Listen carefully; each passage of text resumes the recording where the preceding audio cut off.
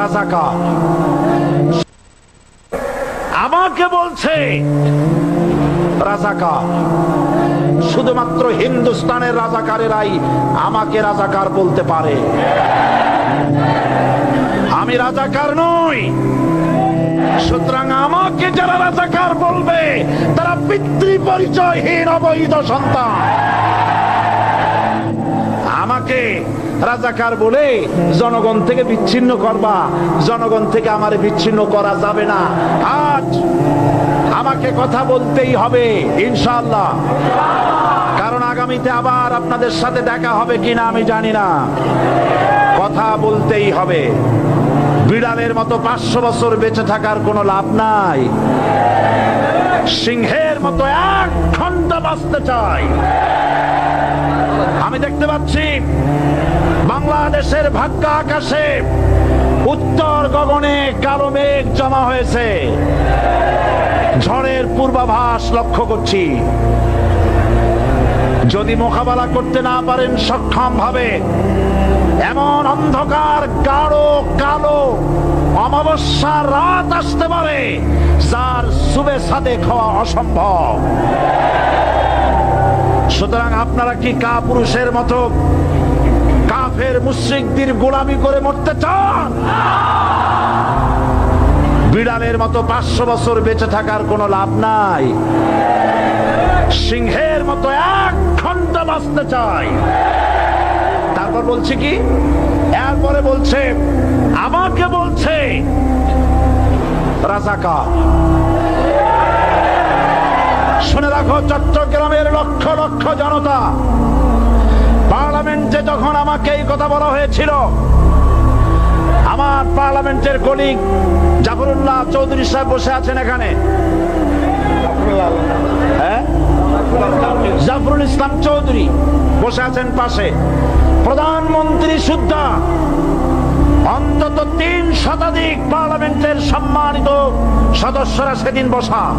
1997 সনের বাজেট বক্তৃতা যখন আমি করতেছিলাম, ডক্টর কুদরতে খোদা, নাম রাখছে কুদরতে খোদা, আসলে গজবে খোদা।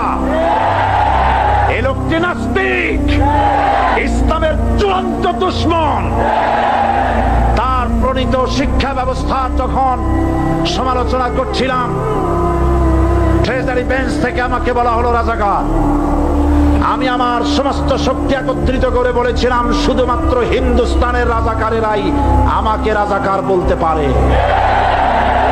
আমি বলেছিলাম 1973 সন পর্যন্ত আমি বাংলাদেশের কোন রাজনৈতিক দলের নেতা এবং কর্মী ছিলাম না।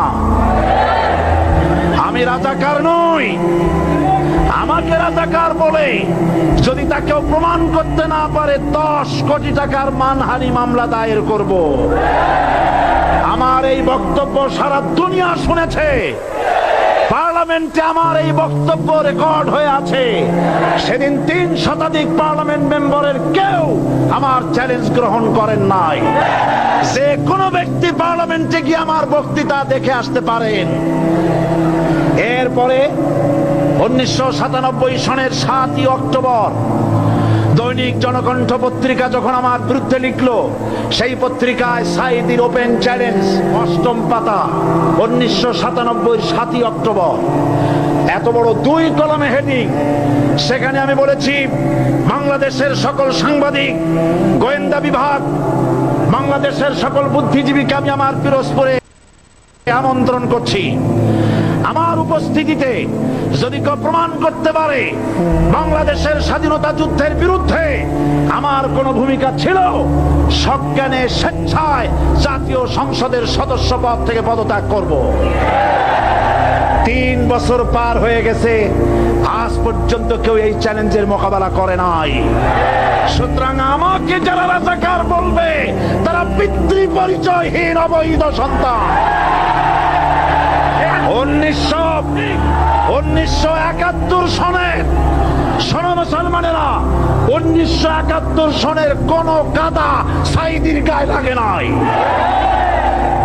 আমাকে রাজাকার বলে জনগণ থেকে বিচ্ছিন্ন করবা, জনগণ থেকে আমারে বিচ্ছিন্ন করা যাবে না।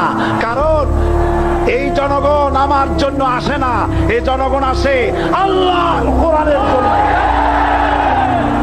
বাংলাদেশের মুসলমানদের শরীরে এক বিন্দু রক্ত থাকতে শয়তানের তৈরি করা ধর্ম নিরপেক্ষ মতবাদ বাংলার জমিনে কায়েম হতে দেওয়া হবে না, হবে না। আমরা মানুষের তৈরি করা আইন মানি না। 12 কোটি মুসলমানের দেশে আইন তৈরি করবে মানুষ, আমরা মানব না। পার্লামেন্টে তৈরি হতে হবে কোরআন দিয়ে, পার্লামেন্টে আইন তৈরি হতে হবে কোরআন দিয়ে, এবং কোরআন হবে আল কোরআনের পার্লামেন্ট হবে বাংলাদেশে। ধর্মের নামে রাজনীতি নয়, আমরা ধর্মীয় রাজনীতি করি, আমরা এই কোরআনের রাজনীতি করি। এই কোরআন নিয়ে বাঁচতে চাই, এই কোরআন নিয়ে মরতে চাই। এই কোরআন থেকে আমাদেরকে বিচ্ছিন্ন করতে চায় কাফের বেঈমান মুশরিকেরা। ও আমার জাতি, কোরআন থেকে যারা বিচ্ছিন্ন করতে চায়, তোমরা কি তাদের বিরুদ্ধে জিহাদের জন্য প্রস্তুত থাকবে? যারা মানুষের উপরে জুলুম করছো, আলেমদেরকে ধরতেছো, মুসল্লিদেরকে ধরে ধরে জেলে ঢুকাচ্ছ, সময় আসবে এমন ইন্দুরের গর্ত অপমানা পালাবার জন্য। মুসলমান হওয়ার অর্থ হলো শাহাদাতের ঈদগাহে শামিল হয়ে যাওয়া। তাড়াহুড়ো করো না, অপেক্ষা করো, ধৈর্য ধরো, মার খাও, জেলে যাও, শহীদ হও, আল্লাহর রাজ কায়েম হবেই হবে। যারা ইসলামী শাসন চান, আল্লাহর দ্বীনকে বিজয়ী দেখতে চান, তাদেরকে অসংখ্য মানুষকে পোড়াইটের মতো জেলখানায় পুড়ে পুড়ে মরতে হবে, অসংখ্য মানুষকে ফাঁসির কাস্টে ঝুলতে হবে, গায়ের রক্ত দিতে হবে, শহীদ হতে হবে, তারপরে ইসলামের ইমারতটা কায়েম হয়ে যাবে।